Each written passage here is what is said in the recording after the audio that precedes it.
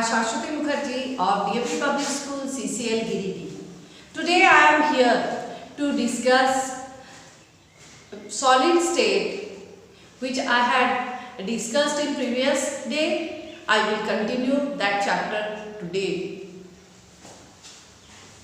आज हम लोग बात करेंगे सॉलिड स्टेट के बारे में और आगे हम लोग पहले पढ़ चुके हैं सॉलिड किसे कहते हैं, फिर हम लोग पढ़ चुके हैं टाइप्स ऑफ सॉलिड, अमोर्फस और क्रिस्टलाइन एंड उसका प्रॉपर्टीज भी।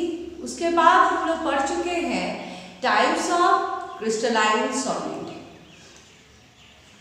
अब आज हम लोग बात करेंगे क्रिस्टल लैटिस, क्रिस्टल लैटिसेस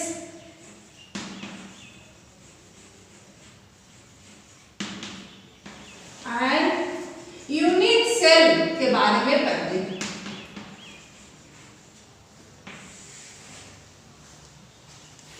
क्या है यूनिट सेल और क्या है क्रिस्टल लैटिस, सबसे पहले मैं आप लोगों को बताती हूँ। कोई भी क्रिस्टलाइन सॉलिड के बारे में हम लोग पढ़े जो उसमें पार्टिकल्स क्या रहता है, रेगुलरली अरेंज्ड रहता है। तो क्रिस्टल लैटिस एक अरे है जो दर्शाता है जो कैसे ये पार्टिकल्स को अरेंज किया गया है, अरेंज्ड है, कैसे ये पार्टिकल्स अरेंज्ड है क्रिस्टल में। तो क्रिस्टल लैटिस क्या है, मैं यहाँ पर आपका सहायता के लिए यहाँ पर मैंने डायग्राम भी बनाया है, देख लीजिए। ये क्रिस्टल लैटिस क्या है, 3 डायमेंशनल रीजन है जो दिखा रहा है जो कैसे पार्टिकल्स अरेंज्ड है क्रिस्टल में। तो crystal lattice is a 3 dimensional region which shows how the particles are arranged in a crystal। और ये क्रिस्टल लैटिस के बारे में पढ़ने के बाद हम लोग पढ़ेंगे यूनिट सेल।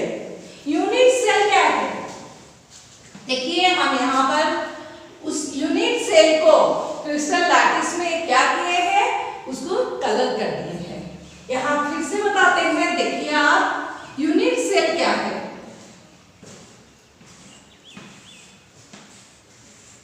यूनिट सेल है smallest complete unit which when repeated again and again it generates the crystal। सबसे छोटा कंप्लीट यूनिट जिसको बार बार रिपीट करने से क्रिस्टल का फॉर्मेशन होता है।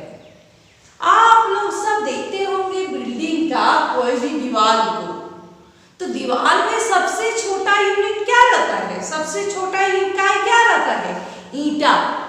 तो ये ईंटा हुआ एक यूनिट सेल, मतलब वो यूनिट सेल क्या हुआ, जो smallest complete unit which when repeated again and again it generates the crystal। जिसको आप रिपीट कर करके फिर से आप बना सकते हो क्रिस्टल को, है ना। तो हम लोग सबसे पहले क्लियर कर लिए क्रिस्टल लैटिस क्या है और यूनिट सेल क्या है। अब है जो यूनिट सेल ब्रेविस,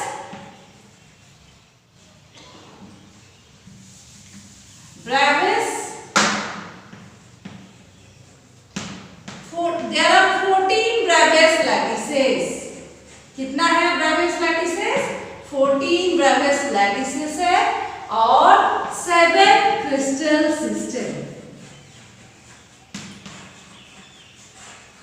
क्या है बच्चों, क्या बता रहे हैं, there are 14 Bravais lattices and there are 7 crystal system. 7 crystal system है। ये 7 क्रिस्टल सिस्टम के बारे में मैं आपको बता रही हूँ। मोनोक्लिनिक, ट्राइक्लिनिक, टेट्रागोनल,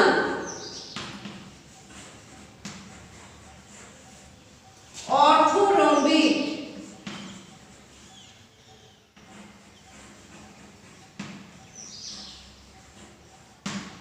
रोम्बोहेड्रल,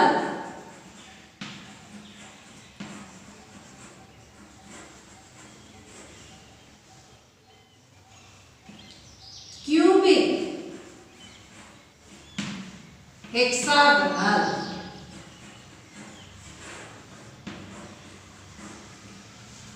तो हम लोगों ने बात किया क्या, जो there are 14 Bravais lattices, 14 Bravais lattices है और 7 क्रिस्टल सिस्टम है। ये 7 क्रिस्टल सिस्टम क्या क्या है? Monoclinic, triclinic, tetragonal, orthorhombic, rhombohedral, cubic, hexagonal. बच्चे आप इसको शॉर्ट में याद भी रख सकते हो, जैसे आप इसको लिख दो एम्प्टी टॉर्च, एम्प्टी टॉर्च। ये क्या हो गया? Monoclinic, triclinic, tetragonal, orthorhombic, rhombohedral, cubic, hexagonal. तो इस तरह से आप एक एब्रिविएशन बना करके आप 7 क्रिस्टल सिस्टम का नाम भी याद रख सकते हो। अब है जो ये जो 7 क्रिस्टल सिस्टम है, उसमें से हम लोगों को क्लास 12 का सॉलिड स्टेट का चैप्टर में मेनली पढ़ना है क्यूबिक यूनिट सिस्टम। कितने तरह का हम लोग बताएं unit cells? Monoclinic, triclinic, orthorhombic, rhombohedral, tetragonal, hexagonal, cubic. अब उसमें से हम लोगों को क्लास 12 में पढ़ना है क्यूबिक यूनिट सेल। हम लोग बोलते हैं जो एक क्यूबिक यूनिट सेल को हम लोग कैसे रिप्रेजेंट कर रहे हैं? हम लोग एक क्यूब की तरह इसको रिप्रेजेंट करते हैं, ठीक है। और ये यूनिट सेल को हम लोगों को एक्सप्लेन करने के लिए क्या है, हम लोग 2 डायमेंशंस का हेल्प लेते हैं। ये an unit cell is characterised by 2 dimensions. क्या क्या है ये 2 dimensions? These are edge length, A, B, C। क्या चीज बोल रहे हैं? कोई भी यूनिट सेल को कैरेक्टराइज करने के लिए हम लोग we take help of 2 dimensions। एक क्या है? एज लेंथ, और दूसरा है एंगल बिटवीन these edges। तो क्या है? 2 डायमेंशंस। 2 डायमेंशंस क्या है?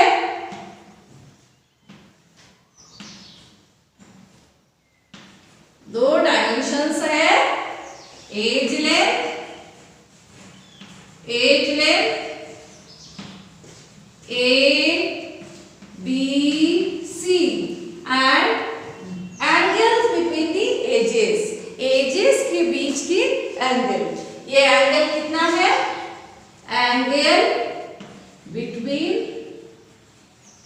Edges, alpha, beta and gamma. देखिए हमने इस अल्फा, बीटा, गामा। अब इस क्यूबिक यूनिट सेल में क्या डायमेंशंस रहता है? Edge length A, B, C का। क्यूबिक यूनिट सेल्स में क्या होगा? A = B = C। Edge length A, B and C बराबर रहता है, और alpha = beta = gamma and that = 90 degree. इसका मान कितना होगा? 90 डिग्री एंगल एजेस के बीच का। तो हम लोगों ने बात कर लिया क्रिस्टल लैटिस किसे कहते हैं, और फिर बात किए यूनिट सेल। यूनिट सेल क्या है? सबसे छोटा इकाई, सबसे छोटा यूनिट जो रिपीट हो करके आपको जनरेट करता है कंप्लीट क्रिस्टल का। हमने आपको बोला आप कंपेयर करो उस यूनिट सेल को क्या चीज से? ईंटा से। ईंटा क्या है? बिल्डिंग का सबसे छोटा इकाई है जो रिपीट हो करके पूरा दीवार बनाता है, फिर उससे बिल्डिंग भी बनती है। तो हम लोगों ने इस चीज को देख लिया। अब हम लोगों ने बात करना किया क्यूबिक यूनिट सेल के बारे में।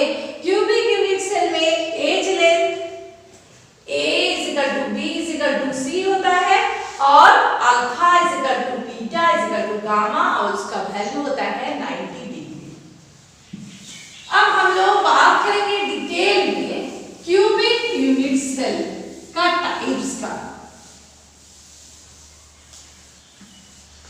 क्यूबिक यूनिट सेल का टाइप्स का। क्यूबिक यूनिट सेल मेनली हम लोगों को 3 टाइप्स का होता है। Simple cubic unit cell, simple cubic unit cell, FCC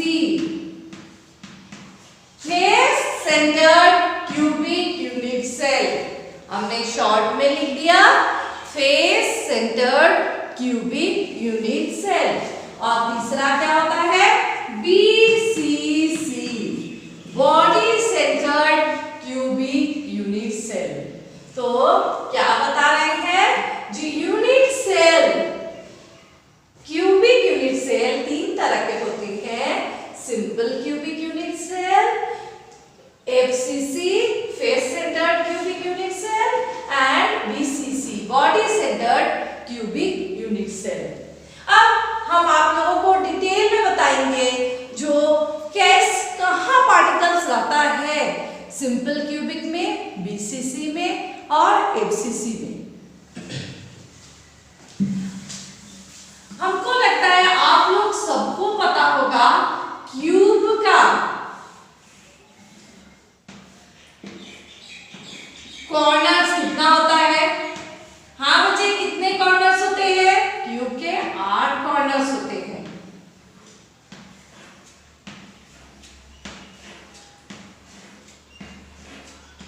unit cell को हम लोग क्यूब की तरह दर्शा रहे हैं। आप लोगों को थोड़ा सा इमेजिन करना पड़ेगा। आप सोचिएगा जो पार्टिकल्स, एटम, आयन, मॉलिक्यूल, ये सब तो बहुत छोटा छोटा होता है। आप लोग थोड़ा सा बड़ा इमेजिन करोगे तब ये सॉलिड स्टेट आपके लिए आसान बनेगा। आप जैसे इस पार्टिकल्स को आप एक बॉल की तरह समझ लो, गोल गोल बॉल की तरह, स्फीयर की तरह, तब आपको थोड़ा सा समझने में आसानी होगी। और एकदम छोटा छोटा सोचोगे ना तो समझने में थोड़ा सा प्रॉब्लम होता है। हम लोगों को थोड़ा इमेजिन करना पड़ता है सॉलिड स्टेट में, क्योंकि सॉलिड्स तो रहते हैं 3 डायमेंशनल में और हम लोग अभी यहाँ पर उसको डिस्क्राइब करें 2 डायमेंशंस में। ठीक है, तो हम लोगों का टॉपिक क्या था? क्यूबिक यूनिट सेल का पहला type, that is simple cubic unit cell. Unit cell इसका और एक नाम है primitive unit cell. Simple cubic unit cell या प्रिमिटिव यूनिट सेल। इसमें क्या है, पार्टिकल्स कहाँ है? हमने आपको दर्शाया है यहाँ पर पार्टिकल्स कहाँ है। Particles are present at the corners. आप यहाँ पर देख रहे हो यूनिट सेल सब एक दूसरे से सटे सटे हुए हैं, सब एक दूसरे से जुड़े हुए हैं। तो पार्टिकल्स जो एक कॉर्नर में रहता है ना, ये पार्टिकल्स शेयर होता है 8 यूनिट सेल से। क्या बताएं हम? फिर से सुन लीजिए। बताएं जो यूनिट सेल का 8 कॉर्नर होता है और सिंपल क्यूबिक यूनिट सेल या फिर इसका और एक नाम है प्रिमिटिव यूनिट सेल। इसमें पार्टिकल्स कहाँ रहता है? पार्टिकल्स रहता है कॉर्नर्स में। अब हम दूसरा बात क्या बता रहे हैं, जो एक पार्टिकल जो एक कॉर्नर में रहता है वो शेयर्ड होता है 8 यूनिट सेल से। तो उस पार्टिकल का कंट्रीब्यूशन एक यूनिट सेल के लिए कितना होगा बच्चे? यदि आप एक रोटी लाते हो और 8 दोस्त में बांट देते हो तो आपको कितना शेयर में आएगा? 1/8। हमें इमेजिन करना है 3 डायमेंशनल स्ट्रक्चर और समझना होगा जो पार्टिकल जो कॉर्नर में है वो 8 यूनिट सेल्स से शेयर्ड हो रहा है। तो contribution of particle, contribution of A particle present at the corner, at a corner बोल सकते हो, at a corner कोण जिसको कहते हैं हिंदी में, at a corner is equal to 1/8, 1/8। अब है जो कितना कॉर्नर है हम लोगों को, यूनिट सेल में 8 कॉर्नर है। तो total contribution of particles, if all the particles are present at the corners, यदि सारे 8 कॉर्नर में पार्टिकल्स है तो टोटल कंट्रीब्यूशन उसका कितना होगा प्रति यूनिट सेल। तो total contribution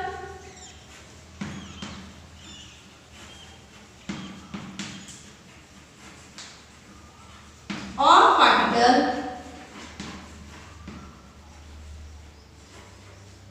total contribution of particle present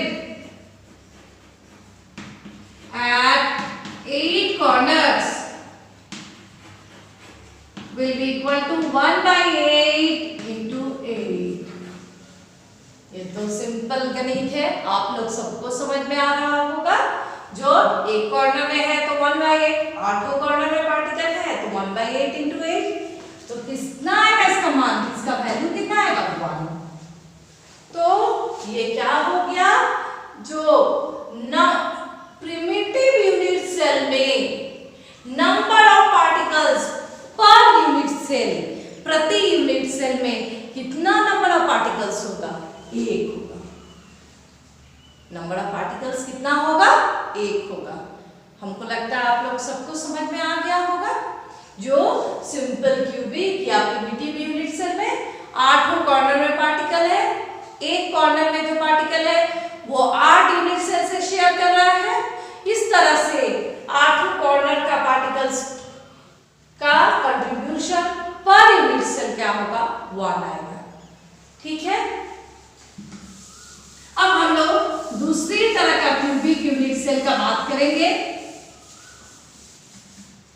वह है face centred cubic unit cell, जिसको शॉर्ट में हम लोग लिखते हैं FCC, face centred cubic unit cell. Face centred cubic unit cell में क्या रहता है, पार्टिकल्स रहता है 8 कॉर्नर्स में तो रहेगा ही, उसके साथ साथ पार्टिकल्स कहाँ रहते हैं, 6 फेसेस में रहते हैं। हम लोग सब जानते हैं क्यूब का फेस कितना होता है, 6 होता है। तो पार्टिकल्स कहाँ रहेंगे, उसके अलावा 6 फेसेस में रहेंगे, 1 2 3 4 5 और बच्चे पीछे वाला यहीं पर दिखा दे रहे 6। कंफ्यूज नहीं करने का है ना, ये 2 डायमेंशनल में दिखा रहे हैं इसलिए हमने यहाँ पर 2 दे दिया इसका पीछे वाला फेस के लिए। तो FCC में पहले तो याद कर ले जो पार्टिकल्स कहाँ कहाँ, पार्टिकल्स है कॉर्नर में और पार्टिकल्स है फेसेस में। अब हम लोग तो सीख गए थे जो कंट्रीब्यूशन ऑफ पार्टिकल कितना होगा, यदि कोई कॉर्नर में है तो कितना हो जाएगा, contribution of particles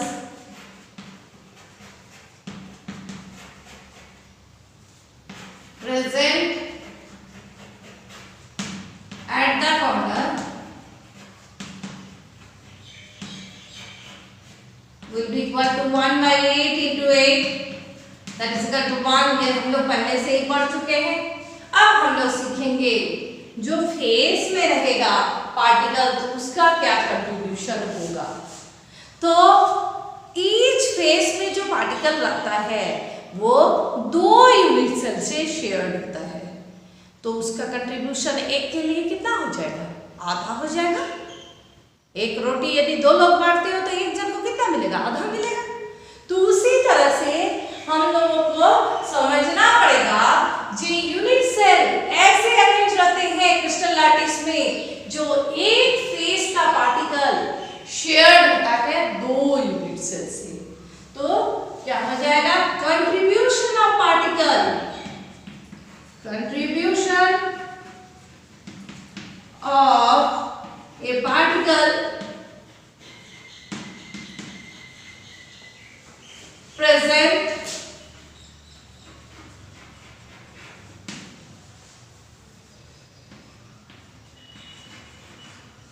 present at each phase will be equal to half। एक पार्टिकल का कंट्रीब्यूशन जो एक फेस में है उसका प्रति यूनिट सेल कितना हो जाएगा? हाफ होगा। कितना फेसेस है? आप बोलो कितना फेसेस है? 6 फेसेस है। तो टोटल कंट्रीब्यूशन कितना हो जाएगा? Total contribution of particles present at 6 faces will be equal to 1/2 into 6, that is equal to 3। कितना आया? 3 आया।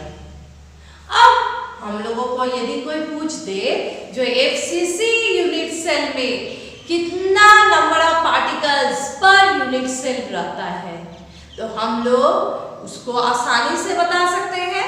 कितना हो जाएगा? 1 + 3 4। तो टोटल नंबर ऑफ पार्टिकल्स कितना हो जाएगा? Total number of particles per unit cell will be equal to कितना हो जाएगा? 1 + 3 that is equal to 4। हो गया? आप लोग को समझ में आया होगा FCC। अब हम लोग बात करेंगे BCC का। BCC का किसका बात करेंगे? BCC का।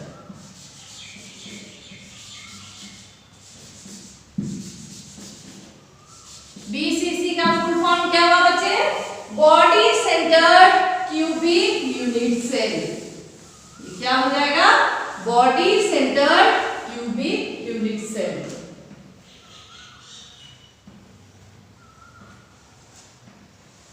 इस BCC में पार्टिकल्स कहाँ रहते हैं पहले तो हमें इसको समझना होगा। BCC में पार्टिकल्स रहता है 8 कॉर्नर में तो रहेगा ही और उसका अलावा पार्टिकल्स रहता है सेंटर ऑफ द बॉडी में।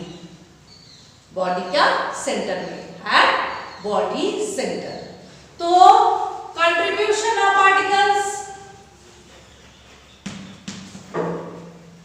Contribution of particles present at the corner will be equal to क्या हो जाएगा? 1/8 into 8 1 प्लस जो सेंटर ऑफ द बॉडी में पार्टिकल है उसका कंट्रीब्यूशन पर यूनिट सेल कितना होगा? तो बच्चे आप देखिए बॉडी का सेंटर में कोई भी पार्टिकल रहेगा तो क्या वो दूसरा यूनिट सेल से शेयर्ड होगा? नहीं होगा। वो दूसरा यूनिट सेल से नहीं शेयर्ड होगा। तो टोटल उसका कंट्रीब्यूशन किसके लिए रहेगा? उसी यूनिट सेल के लिए रहेगा। तो contribution of particle, contribution of particle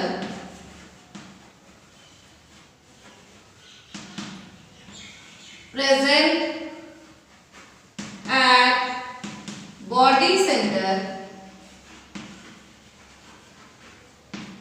will be equal to 1। Contribution of particles present at the corner वो हो गया 1/8 into 8 that is equal to 1 और contribution of particles present at the body center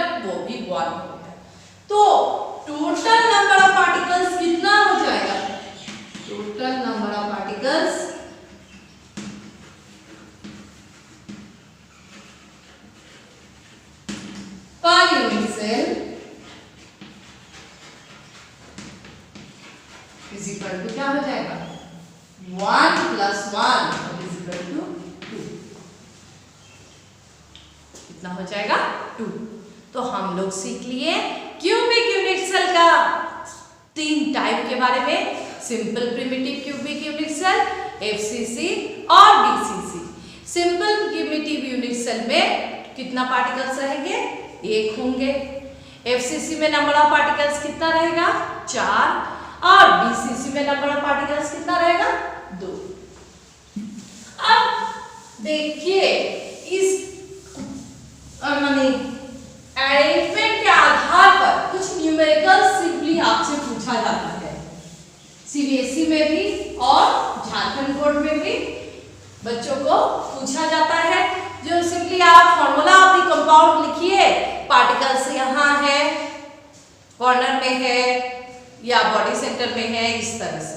तो हम 1-2 एग्जांपल आपको numericals का देते हैं आगे का टॉपिक शुरू करने से पहले। न्यूमेरिकल्स का बात करते हैं। देखिए आपको एक क्वेश्चन देता है, जो एक यूनिट सेल है जिसमें A particles are present at the corner. A particles कहाँ है कॉर्नर में है, and B particles are present at body centre. What should be the formula of the compound? क्या होगा कंपाउंड का फॉर्मूला? देखिए हम आपके लिए क्वेश्चन लिख रहे हैं, एक साधारण क्वेश्चन लिख रहे हैं। एक क्वेश्चन को समझिएगा तो आपसे सारा क्वेश्चन बन जाएगा। तो क्या बोल रहे हैं, in an unit cell A particles are present at the corner and B particles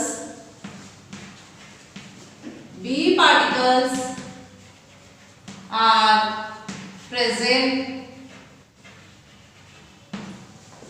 at body center. Write the formula of the compound. Write formula, है ना?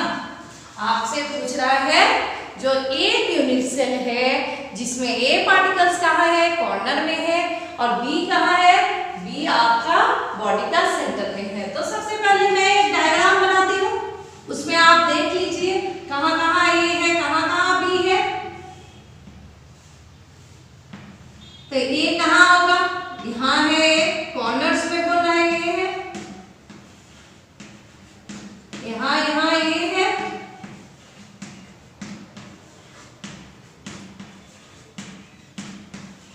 और B कहाँ है, B बॉडी सेंटर। तो कंट्रीब्यूशन ऑफ ए मैं नहीं लिख रही हूँ, हमको लगता है आप लोगों को आ रहा होगा, सिंपली हम लिख देते हैं कंट्रीब्यूशन ऑफ ए। कितना हो जाएगा, डिटेल में नहीं लिख रहे हैं। कंट्रीब्यूशन ऑफ ए,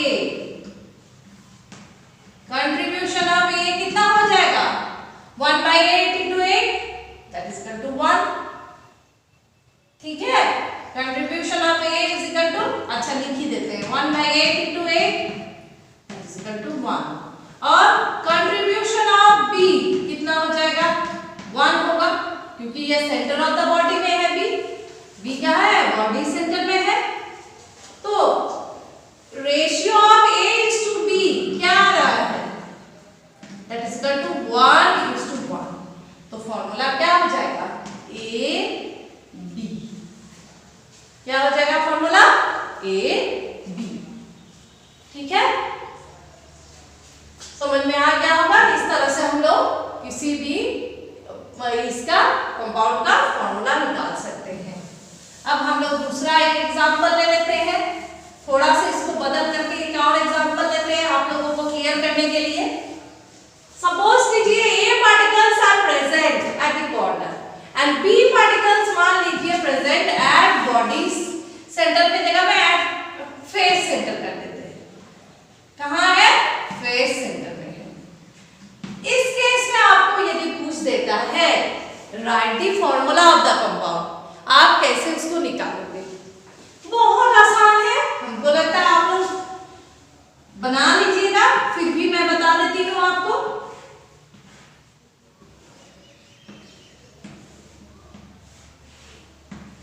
देखिए एक को तो मैंने रख दिया है वहीं पर कोना में ही, कोन में ही, कॉर्नर में।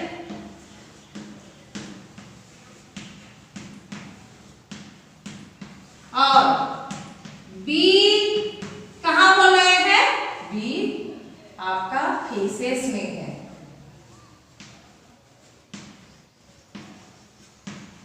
तो छो फेस में बी है, तो contribution of A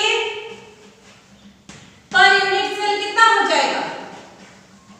contribution of A per unit cell is equal to हो जाएगा 1/8 इंटू 8 1, और contribution of B that will be equal to क्या आ जाएगा? 1/2 into 6 that is equal to 3। तो क्या है ratio of A is to B? That is equal to 1:3। तो फॉर्मूला क्या होगा? A B. इस तरह से आप लोग और न्यूमेरिकल बना सकते हो।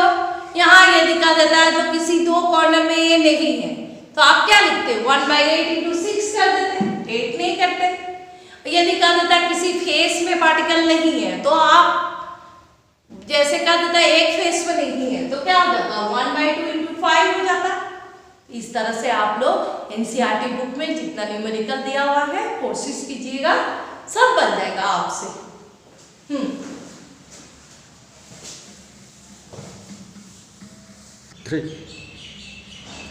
अब हम लोग बात करेंगे क्लोज पैकिंग और क्लोज पैक स्ट्रक्चर्स। क्या बात करेंगे? क्लोज पैकिंग और क्लोज पैक स्ट्रक्चर का, क्लोज पैकिंग और क्लोज पैक स्ट्रक्चर का। तो बच्चे आप लोगों को पहले ही हम बोले थे जो थोड़ा इमेजिनेशन को बढ़ा लीजिए, थोड़ा इमेजिन कीजिए पार्टिकल्स को बॉल की तरह, है ना, तब थोड़ा क्लियर विजन मिलेगा। हम तो कोशिश कर रहे हैं, देखिए 3 डायमेंशनल बनाने का तो कोशिश कर रहे हैं बोर्ड पर। आप लोग भी थोड़ा इमेजिनेशन को बढ़ाइए, इमेजिन करना पड़ेगा जो बॉल की तरह पार्टिकल्स को, तब समझ में आएगा। तो ये जो क्लोज पैकिंग या क्लोज पैक स्ट्रक्चर का बात करेंगे तो कितने तरह से बात करेंगे? एक बात करेंगे 1 डायमेंशनल, एक बात करेंगे 2 डायमेंशनल और एक बात करेंगे 3 dimensional close packing. 1 dimensional close packing, 2 dimensional close packing और 3 डायमेंशनल क्लोज पैकिंग। तो सबसे पहले हम लोग बात करते हैं 1 डायमेंशनल क्लोज पैकिंग स्ट्रक्चर या close pack structure. Dimensional close pack structure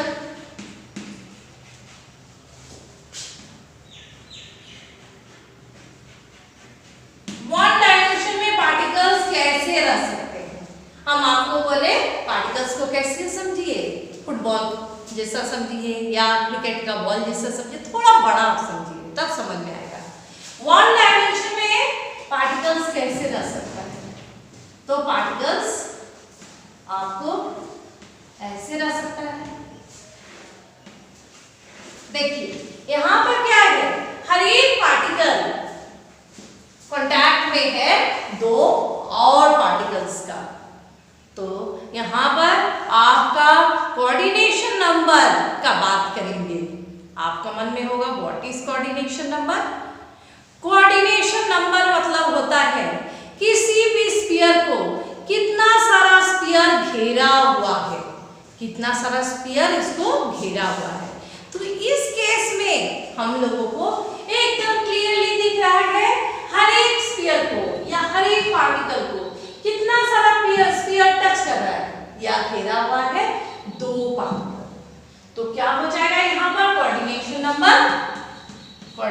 number will be equal to 2। Coordination number हो जाएगा 2। तो close packing in one direction इतना ही, जो पार्टिकल्स को आप अरेंज कर दिए और एक पार्टिकल दो पार्टिकल का कांटेक्ट में रहेगा। नेक्स्ट टाइप है क्या, close packing in two dimensional close packing structure. Two dimensional, यहां लिखते हैं two dimensional close packing structure. देखिए two dimensional close packing structure में हम लोगों को दो टाइप का समझना है। एक है हेक्सागोनल क्लोज पैकिंग, एक है स्क्वायर क्लोज पैकिंग। क्या है, हेक्सागोनल क्लोज पैकिंग और दूसरा है हेक्सागोनल क्लोज पैकिंग, दूसरा है स्क्वायर क्लोज पैकिंग। लिख दे क्या पूरा? अच्छा लिख देते हैं हेक्सागोनल क्लोज पैकिंग और दूसरा है स्क्वायर क्लोज पैकिंग।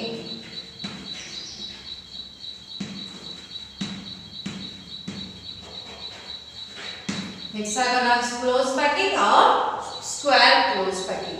अब हम आप लोगों को टू डायमेंशनल में अरेंजमेंट में कैसे होगा हेक्सागोनल क्लोज पैकिंग और कैसे होगा स्क्वायर क्लोज पैकिंग उसको समझाते हैं। देखिए पहले हम लोग बात करेंगे हेक्सागोनल क्लोज, ये स्क्वायर क्लोज पैकिंग का बात करते हैं। क्लोज पैकिंग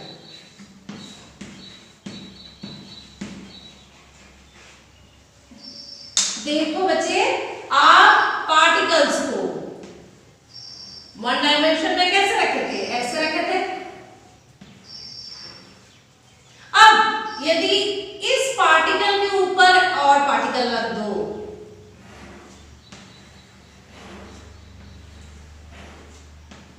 मेरे से सब बोला एक बराबर नहीं बन रहा है, आप लोग थोड़ा सा बनाने का कोशिश कीजिएगा। एक सब सर्कल जो है सब पार्टिकल का साइज एक ही होगा, है ना, थोड़ा बड़ा छोटा हमसे बन जाता है,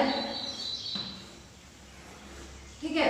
तो ये स्क्वायर क्लोज पैकिंग में कैसे पार्टिकल्स अरेंज है, एक पार्टिकल के ऊपर दूसरा पार्टिकल, दूसरा पार्टिकल के ऊपर दूसरा पार्टिकल, ऐसे करके अरेंज है। तो हम लोग बोल सकते हैं every particle is vertically and horizontally aligned. Horizontally और वर्टिकली अलाइन्ड है। देखिए हर एक पार्टिकल आपका एक के ऊपर एक रखिए। अब इसमें देखिए एक पार्टिकल को कितना पार्टिकल्स ये कर रहा है, घेर रहा है। कितना particles, how many particles are surrounding each particle? 4 particles. कितना है इस पार्टिकल को यदि आप देखो तो इस पार्टिकल का चारों ओर कितना पार्टिकल्स है? 4 है, 1 2 3 4। तो इसमें कितना हो जाएगा कोऑर्डिनेशन नंबर? कोऑर्डिनेशन नंबर हो जाएगा 4। तो हम लोग समझ गए टू डायमेंशनल में एक स्क्वायर क्लोज पैकिंग। अब हम लोग बात करेंगे टू डायमेंशनल में हेक्सागोनल क्लोज पैकिंग का। क्या बात करेंगे टू डायमेंशनल में हेक्सागोनल क्लोज पैकिंग।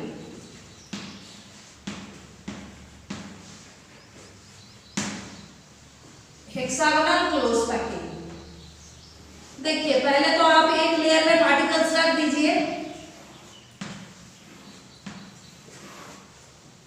अब है क्या, आपके फर्स्ट लेयर का वॉइड के ऊपर आप सेकेंड लेयर को रखिए। हम क्या बोले, फर्स्ट लेयर का वॉइड, वॉइड मतलब समझते हो ना, खाली जगह।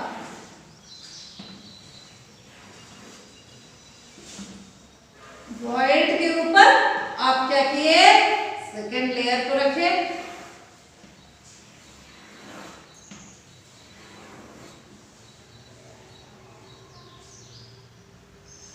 अच्छा इतना ही बनाते हैं, हम बता देते हैं आपको hexagonal close packing. Hexagonal close packing in two two dimensions जब बात करते हैं तो हम लोग क्या करते हैं, फर्स्ट लेयर का वॉइड्स के ऊपर सेकेंड लेयर को रखते हैं। सेकेंड लेयर को कैसे रखा है, वॉइड्स के ऊपर। अब यहाँ देखिए कोई भी एक पार्टिकल वो कितना पार्टिकल से कांटेक्ट में है, 1 2 3 4 5 6 पार्टिकल से कांटेक्ट में है। तो हम लोग बात कर लिए one dimensional close packing, to dimensional close packing. Two dimensional में हम लोग बात कर लिए स्क्वायर क्लोज पैकिंग, जिसमें हम लोग क्या कर रहे हैं, एक पार्टिकल के ऊपर दूसरा पार्टिकल रख रहे हैं। और दूसरा बात किए हेक्सागोनल क्लोज पैकिंग, जिसमें हम लोग क्या किए, एक पार्टिकल का लेयर का वॉइड्स के ऊपर दूसरा पार्टिकल को अरेंज किए। इसमें कोऑर्डिनेशन नंबर कितना हो गया, हेक्सागोनल क्लोज पैकिंग में, टू डायमेंशनल में हेक्सागोनल क्लोज पैकिंग में कोऑर्डिनेशन नंबर हुआ 6। ठीक है। अब हम लोग बात करेंगे क्लोज पैकिंग इन 3 डायमेंशनल स्ट्रक्चर। क्लोज पैकिंग इन 3 डायमेंशनल स्ट्रक्चर में बच्चे दो तरह के होते हैं। एक है hexagonal close packing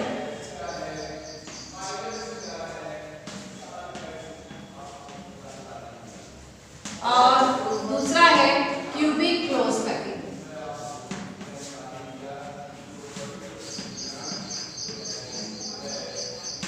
three dimensional में भी दो तरह का क्लोज पैकिंग होता है, hexagonal close packing and cubic close packing. इसमें हम लोगों को थोड़ा और अपना इमेजिनेशन को बढ़ाना पड़ेगा। देखिए यदि फर्स्ट लेयर का डिप्रेशंस में आप सेकेंड लेयर को रखते हो तो सारे के सारा फर्स्ट लेयर आपका बी लेयर से ऑक्युपाइड नहीं होता है। फर्स्ट लेयर का डिप्रेशंस में आप सेकेंड लेयर को रखें तो सारे के सारा ए लेयर्स जो है बी लेयर से ऑक्युपाइड नहीं होता है, बी लेयर का पार्टिकल से ऑक्युपाइड नहीं होता है। तो क्या होता है, बी लेयर के ऊपर हमारे लिए दो तरह का वॉइड्स रहता है। एक है सिर्फ वॉइड ऑफ बी लेयर और दूसरा है void of A plus void of B layer. तो हम लोग यहाँ पर डिटेल में उसी को समझेंगे। यदि आपका फर्स्ट लेयर का वॉइड के ऊपर आप सेकेंड लेयर को रखिए, फर्स्ट लेयर का वॉइड के ऊपर आप सेकेंड लेयर को रख रहे हो तो क्या हो जा रहा है, आपका बी लेयर मिला। अब बी लेयर के ऊपर आपको दो तरह का वॉइड्स मिल रहा है। एक क्या है, सिर्फ वॉइड ऑफ बी लेयर और एक है void of A layer plus void of B layer. जो ए लेयर का वॉइड अनऑक्युपाइड रह गया बी लेयर से वो वाला। तो इस तरह से हम लोगों को दो तरह का क्लोज पैकिंग जनरेट होगा। If the particles of the second layer is kept over the void of particle of second layer is kept over the void of first layer and particle of third layer is kept over the void of second layer। फिर fourth layer को रख दिए third layer का void के ऊपर, तो इससे हम लोगों को क्या होगा, AB type of crystal generate होगा। कैसा बनेगा, AB टाइप। इसमें फर्स्ट लेयर क्या रहेगा, थर्ड लेयर से सिमिलर रहेगा, सेकेंड लेयर फोर्थ लेयर से सिमिलर रहेगा और इस तरह से आपका क्रिस्टल का अरेंजमेंट रहेगा। ठीक है, हम क्या बताएं, जो फर्स्ट लेयर का वॉइड के ऊपर आप सेकेंड लेयर रखें और सेकेंड लेयर का वॉइड के ऊपर यदि फिर आप थर्ड लेयर रखें तो फर्स्ट लेयर और थर्ड लेयर सिमिलर रहेगा और सेकेंड लेयर और फोर्थ लेयर भी सिमिलर रहेगा। और इस तरह से हम लोगों को जो अरेंजमेंट मिलेगा वो AB टाइप का। और क्यूबिक क्लोज पैकिंग कैसे होगा, देखिए ध्यान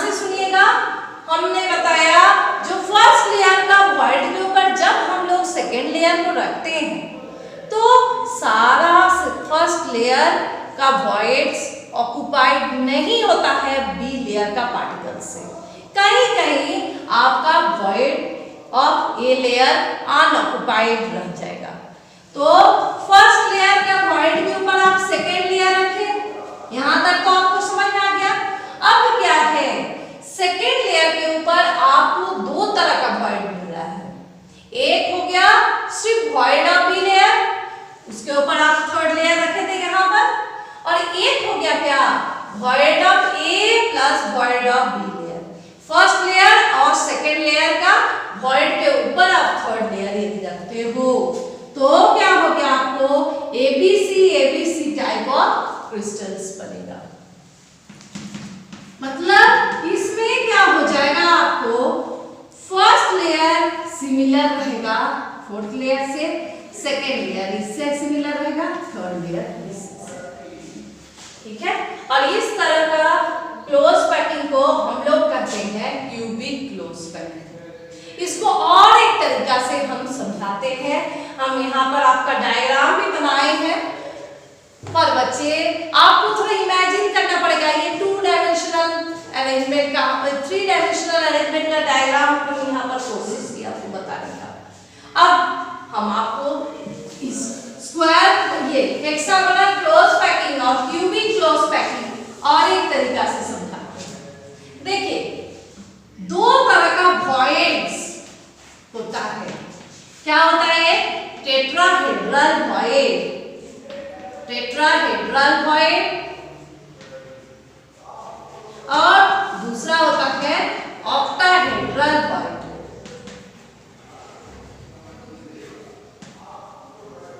टेट्राहेड्रल वॉइड और ऑक्टाहेड्रल वॉइड। यहां देखिए हमने टेट्राहेड्रल को टी से लिखा और ऑक्टाहेड्रल को ओ से लिखा। अब हम छोटा सा बना करके आपको समझाते हैं जो कैसे है टेट्राहेड्रल वॉइड। देखिए, 3 पार्टिकल आपका एक लेयर में है और आप चौथा पार्टिकल को उसका नीचे रखें। एक प्लेन में 3 है, फोर्थ पार्टिकल को आप अबव द प्लेन रख सकते हो या बिलो द प्लेन रखिए। तो क्या है, आप फोर्थ पार्टिकल को आप अबव या बिलो द प्लेन रखे तो यहाँ जो खाली जगह दिख रहा है इसको हम लोग कहते हैं टेट्राहेड्रल वॉइड, टेट्राहेड्रल वॉइड। देखिए, कंप्लीट क्रिस्टल में आपको नजर आएगा, आप यदि ध्यान से देखिएगा, 3 पार्टिकल एक लेयर में है और एक पार्टिकल ऊपर लेयर में है, या फिर एक पार्टिकल नीचे लेयर में है, 3 पार्टिकल ऊपर लेयर में है। उसके बीच का जो खाली जगह उसको हम लोग वॉइड कहते हैं, और उसको हमने यहाँ पर अलग से आपको दर्शा दिया है ना, ये येलो बॉल से दिखा दिए। हम आपको बार बार बोल रहे हैं, जो आप इसको 3 पार्टिकल आपका एक लेयर में है और एक पार्टिकल आपका अबव द प्लेन है या बिलो द प्लेन है, तो उसका बीच का जो खाली जगह, इस जगह को हम लोग कहते हैं टेट्राहेड्रल वॉइड।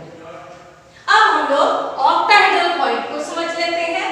इसमें कैसे रहेगा, इसमें है 3 पार्टिकल आपका एक लेयर में है, ठीक है,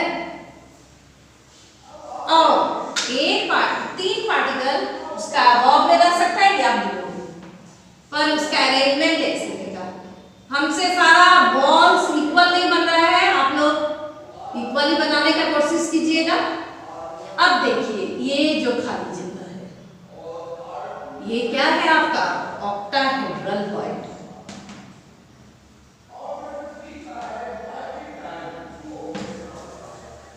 तो देखिए, बी लेयर के ऊपर आपको 2 तरह का वॉइड मिल रहा है, टेट्राहेड्रल वॉइड और ऑक्टाहेड्रल वॉइड।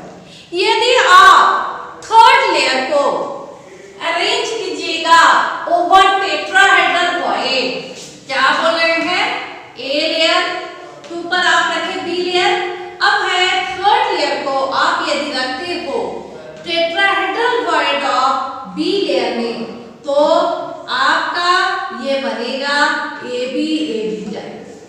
फिर फोर्थ लेयर को रखिए tetrahedral void of third layer में, तो आपसे क्या बनेगा, आपका बनेगा hexagonal closed packed structure HCP।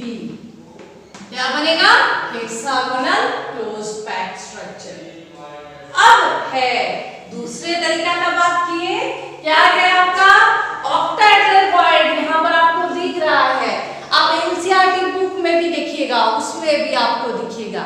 आपको खाली इमेजिन करना है पार्टिकल्स को थोड़ा बड़ा बड़ा, थोड़ा बॉल जैसा समझिए, तब आपको समझ में आएगा। तो आपका बोले यदि इस तरह का अरेंजमेंट हो तो उसको क्या हम लोग बोल रहे हैं, ऑक्टाहेड्रल वॉइड। अब इस ऑक्टाहेड्रल वॉइड के ऊपर यदि आप थर्ड लेयर को रखते हो, बी का ऑक्टाहेड्रल वॉइड के ऊपर यदि आप थर्ड लेयर को रखते हो, ये बनाएगा ABC टाइप ऑफ क्रिस्टल। इसी को हम लोग कहते हैं क्यूबिक क्लोज पैक्ड स्ट्रक्चर। तो हम आपको बता दिए टेट्राहेड्रल वॉइड, हम आपको बता दिया ऑक्टाहेड्रल वॉइड। अब यदि आपका मन में ये क्वेश्चन हो, कोऑर्डिनेशन नंबर कितना होगा, इसका होगा 4, इसका होगा 6, ठीक है। यहाँ आप लोग देख लीजिएगा पूरा, है ना, ऑक्टाहेड्रल टेट्राहेड्रल प्लेस कर दीजिएगा। अब हम लोग बात करेंगे पैकिंग फ्रैक्शन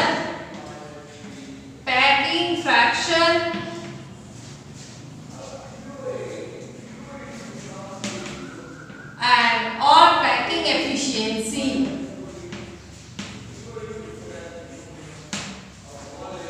पैकिंग फ्रैक्शन और पैकिंग एफिशिएंसी किसी भी यूनिट सेल में पार्टिकल्स कितना फ्रैक्शन ऑफ स्पेस ऑक्युपाई कर रहा है उसको हम लोग कहते हैं पैकिंग फ्रैक्शन, और कितना स्पेस ऑक्युपाई कर रहा है उसको हम लोग यदि इन टर्म्स ऑफ परसेंट में बताएंगे तो वो हो जाएगा पैकिंग एफिशिएंसी।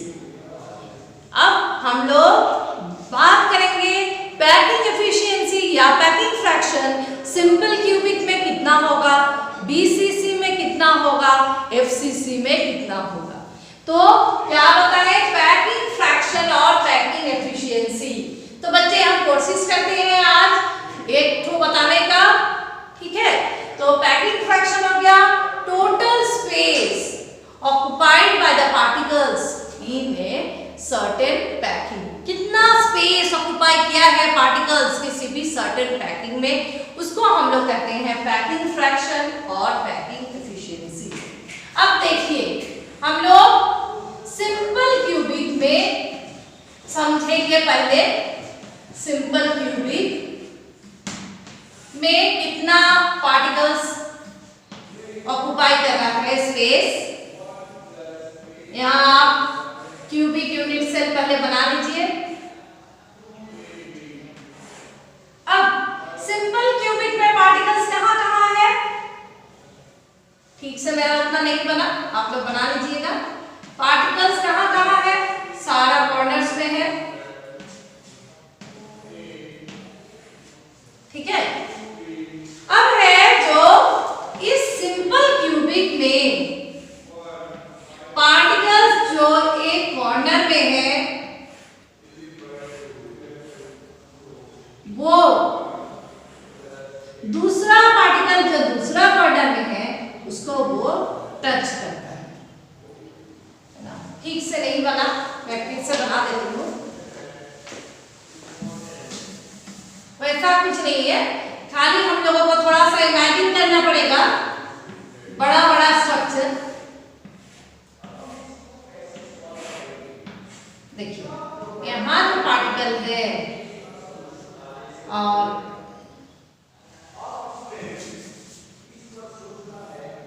इस कोण में जो पार्टिकल है, दोनों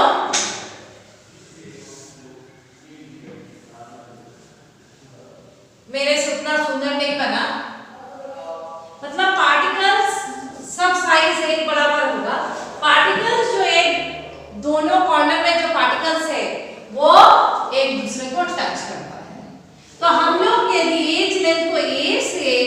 डिनोट करें और रेडियस को r से बताएं। रेडियस थोड़ा बड़ा हो गया, सर्कल को थोड़ा समझ लीजिएगा। रेडियस को हम लोग r से रिप्रेजेंट करें तो हम लोगों को क्या आ जाएगा, यहाँ पर a = 2r आ जाएगा।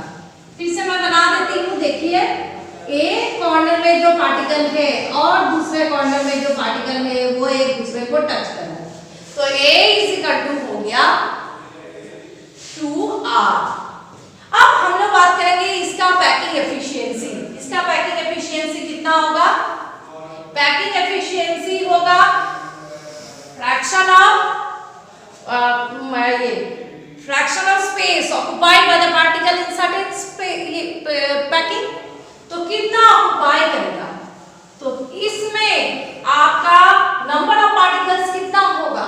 सिंपल क्यूबिक में नंबर ऑफ पार्टिकल्स आपका 1 होगा, तो हम लोग निकालेंगे volume of the particle by volume of unit cell. तो वॉल्यूम ऑफ द पार्टिकल क्या हो जाएगा? 4/3 πr³ और वॉल्यूम ऑफ द स्फीयर क्या होता है? Volume of the sphere 4/3 πr³ और volume of the sphere = a³। तो a³ को हम लोग लिख सकते हैं 2r⁴। तो इनटू हम लोग क्या करेंगे? 100 करेंगे, तो ये आएगा 52.4%। ठीक है, तो कैलकुलेट करके देखना, आगे फिर नेक्स्ट डे बताएंगे। ठीक है, तो आप लोग को क्या क्या पढ़ाए आज हम लोग डिस्कस किए क्रिस्टल लैटिसेस, यूनिट सेल, फिर हम लोग डिस्कस किए क्लोज पैकिंग, और फिर हम लोग डिस्कस किए टाइप्स ऑफ यूनिट सेल्स, और फिर हम लोग पैकिंग एफिशिएंसी और पैकिंग फ्रैक्शन का थोड़ा सा पढ़े। तो बच्चे आप अपना होमवर्क के लिए देख लीजिए। होमवर्क में सबसे पहले आप कोशिश कीजिएगा लिखने का define unit cell, crystal lattice,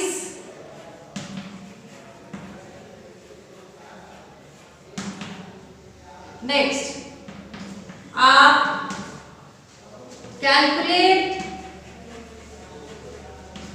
number of particles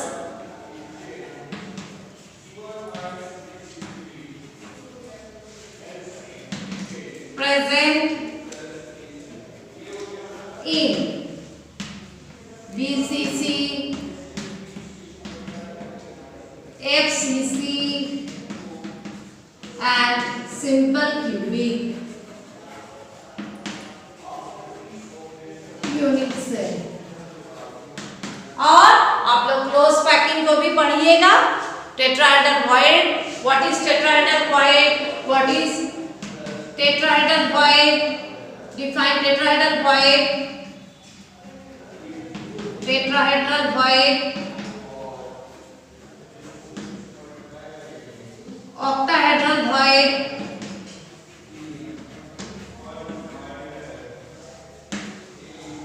define packing fraction,